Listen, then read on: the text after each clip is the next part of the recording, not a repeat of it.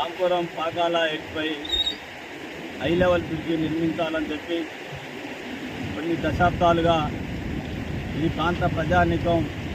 ఎన్ని ఆందోళనలు చేసినప్పటికీ కూడా ఈ ప్రభుత్వాలు ఏమాత్రం కూడా స్పందించకుండా ఈ ప్రాంతాన్ని గాలి వదిలేసినటువంటి పరిస్థితి కనపడతా ఉంది. నిధులు నియామకాలు పేరుతోటి రాష్ట్రాన్ని సాధించుకున్న తర్వాత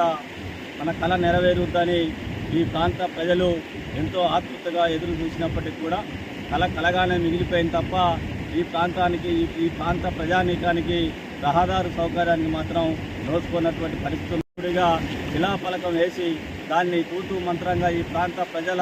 ఓట్లు కొల్లగొట్టడం కోసం శిలాఫలకం మాత్రం వేసినందుకు